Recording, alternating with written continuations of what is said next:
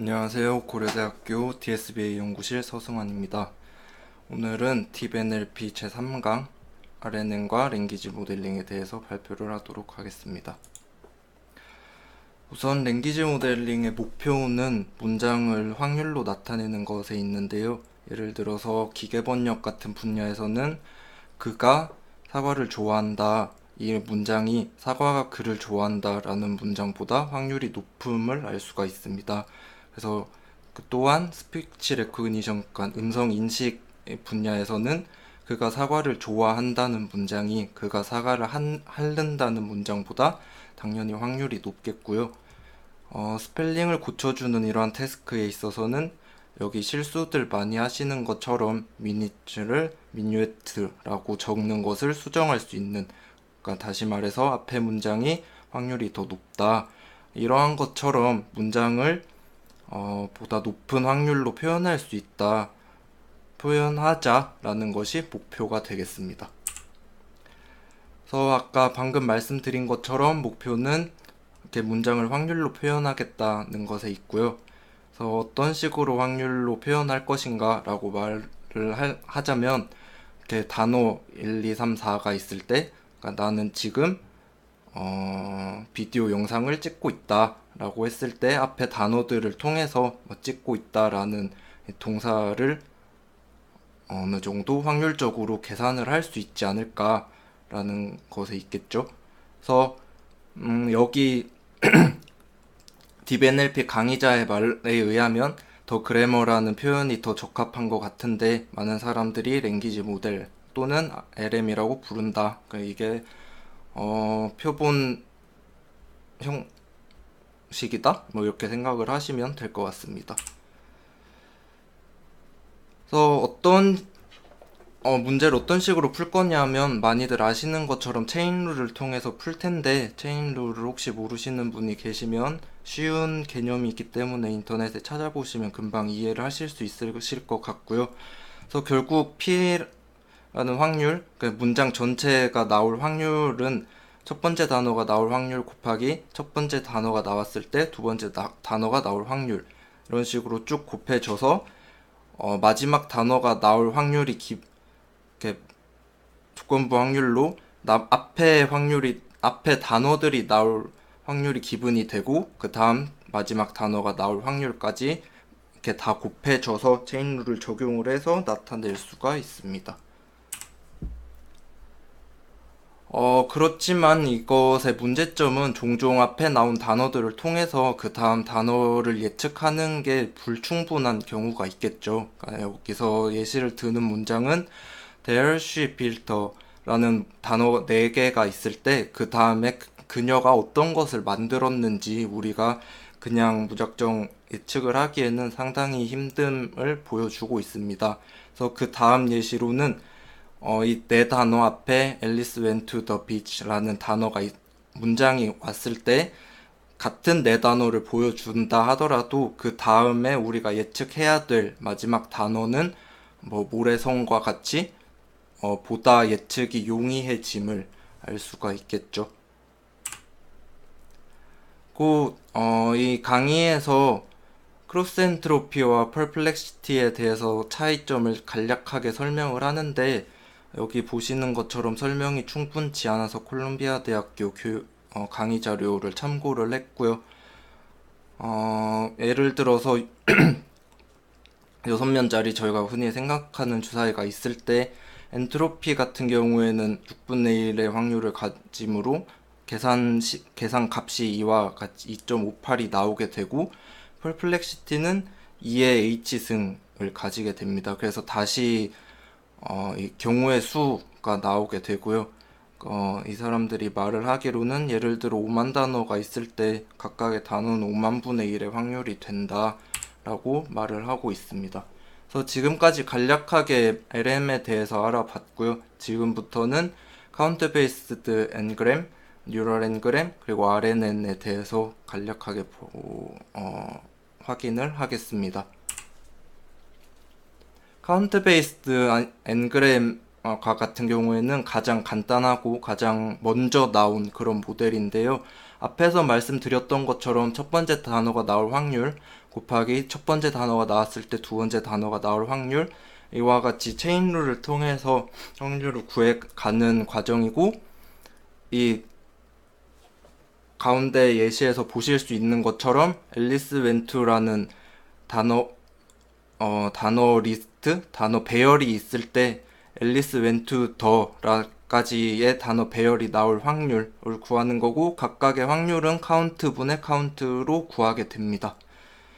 그래서 앞에서 말씀드렸던 것처럼 체인 룰을 적용할 수 있는 그런 구조고, ng이라는 것은 간략하게 말씀드려서 마지막 예시처럼 뭐 2g일 때는 이렇게 두 개의 단어만 묶어서 보겠다. 그러니까 예를 들어서 세 번째 같은 경우에는 원래 첫 번째 단어가 나올 확률과 두 번째 단어가 나올 확률이 기분이고, 그걸 통해서 세 번째 단어가 나올 확률을 구해야 되는데, 그냥 두 번째 단어가 나올 확률분의 세 번째 단어가 나올 확률만 계산을 하겠다가 2g이 되고요. 그러면 트라이그램 뭐 이렇게 계속 나갈 수 있는데, 트라이그램 같은 경우에는 첫 두 단어가 그러니까 앞에 두 단어를 가지고 뒤에 한 단어를 예측하는 그러한 형태가 되겠습니다. 이와 같은 경우에는 이 ng램의 n을 어떻게 정하느냐에 따라서 모델의 퍼포먼스가 상당히 달라지겠죠.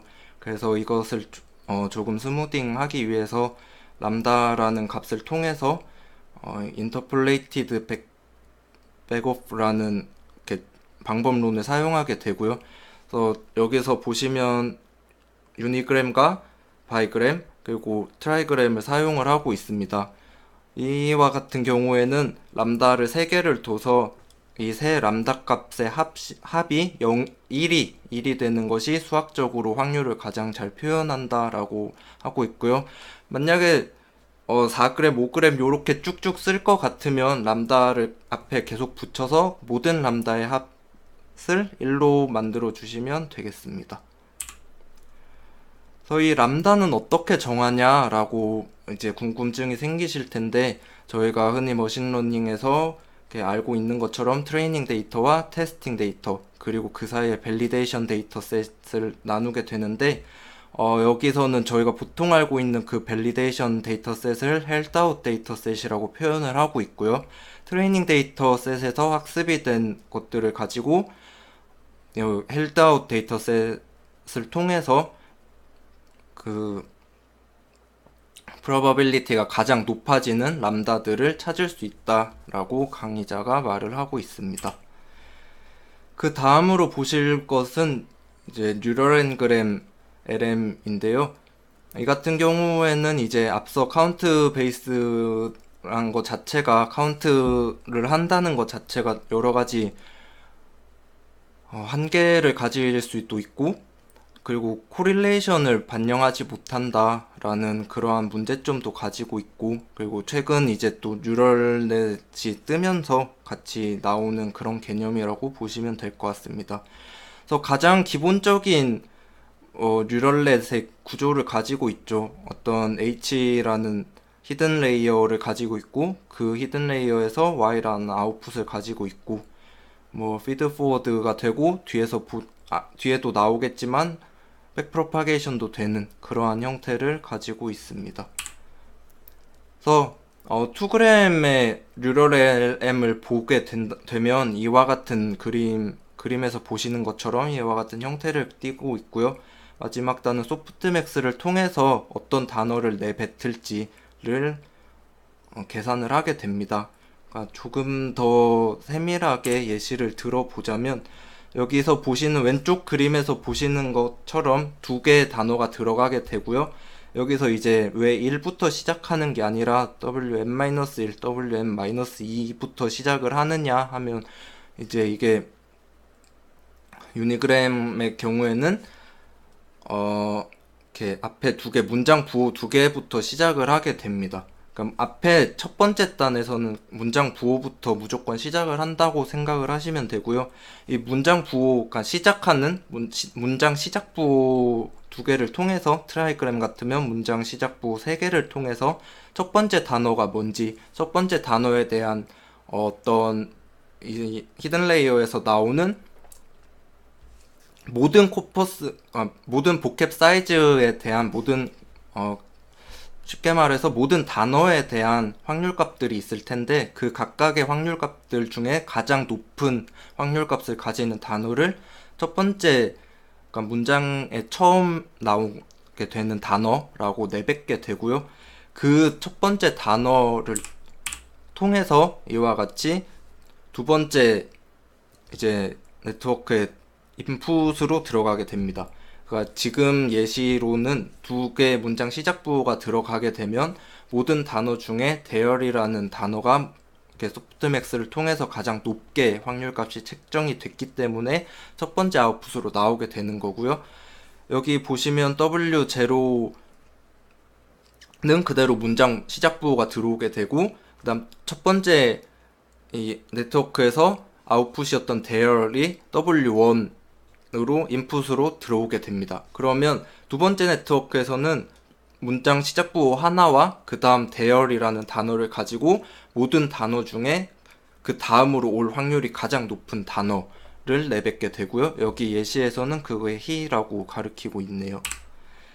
이와 같이 지속해서 대열과 he 다음에는 빌트가 확률이 가장 높다. 이런 식으로 진행이 되는 네트워크입니다. 뭐 흔히 아시지 않을까 생각을 하고요. 백프로파게이션 부분도 상당히 간단하기 때문에 금방 보시면 이해를 하실 수 있을 것 같습니다. 로컬로가 들어온 거와 로컬의 그레디언트를 곱해주는 그러한 형태로 돼 있고요. 이거는 전체적인 그림인데 이제 여기서 보실 점은 이따가 나올 RNN 같은 경우에는 히든 네트워크들끼리 이렇게 연결이 되게 되는데 그 부분만 다르고 여기서 이렇게 기억을 하실 점은 일반적인 뉴럴 엔그램 LMA 같은 경우에는 각각의 네트워크만 백프로파게이션이 된다. 그러니까 네트워크들 간에 그러니까 다시 말해서 여기서 보시면 W1이라는 건 대열이었고 W2라는 거는 he였죠. 앞서 예시에서. 그런데 이 첫 번째 네트워크와 두 번째 네트워크 사이에서는 백프로파게이션을 해줄 방법이 없는 거죠.